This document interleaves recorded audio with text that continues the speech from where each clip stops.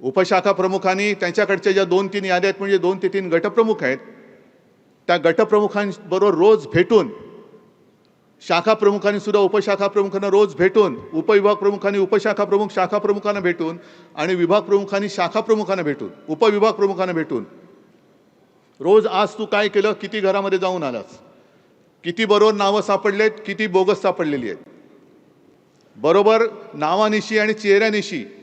जसं आता आदित्यने दाखवलं की काही चेहरे आपण ब्लर केलेत,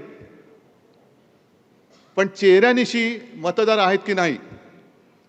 आणि निवडणुकीच्या दिवशी, मतदानाच्या दिवशी आपले पोलिंग एजंट असे असले पाहिजेत की त्याला ती मतदार यादी फोटोनिशी त्याच्या हातात पाहिजे, जे असते. पण नुसता फोटो बघून नाही, तर चेहऱ्यानिशी तो मतदाराला ओळखणाराच माणूस तिकडे पोलिंग एजंट असला पाहिजे. आणि जर का तुम्हाला वाटलं की याच्यामध्ये गडबड आहे, हा बोगस आहे याची खात्री पटली, तर बेलाशेक त्याला थोबडवा, बिंदास फटकवा त्याला. कारण जर का आपण सांगून निवडणूक आयोग दाद देणार नसेल, आयुक्त दाद घेणार नसतील, तर मग लोकशाहीमध्ये आपला अधिकार आहे की बोगस मतदाराला मतदान आम्ही करू देणार नाही. नाही म्हणजे नाही, काय वाटेल ते हो. एक तर हे भाजपवाले जे आहेत भुरटे चोर, म्हणजे मोदींचं एक जुनं भाषण, त्याचा व्हिडिओ पण आहे, त्यांनी मुंबईचा संबंध गुजरातशी जोडलेला आहे. आणि गुजरातला म्हणजे ह्या मोदींना मुंबई गिळायची आता. हा कावा यांचा डाव हा काही नव्याने आला याच्यातला भाग नाही.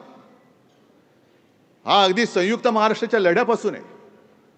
आता पिढ्या बदलत आहेत, नवीन पिढ्या आल्यात, पण पिढी जरी नवीन आली तरी आपल्यासाठी आपल्या आईवडिलांनी काय केलेलं आहे, काय त्याग केलेला आहे, हे आपण विसरता कामा नये.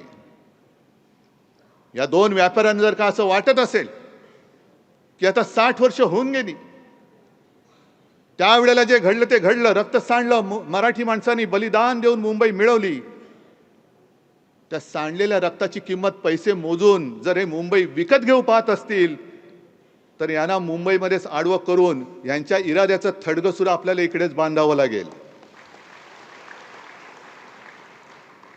आणि त्याही वेळेला मोरारजी देसाई होते, गुजरातचेच मुख्यमंत्री होते, द्विभाषिक राज्याचे, आणि त्यांनी पोलिसांना सक्त आदेश दिले होते, शूट ॲट साईट, गोळ्या घालात, तुम्हाला दिल्यात ती माणसं मारण्यासाठी दिलेली आहेत.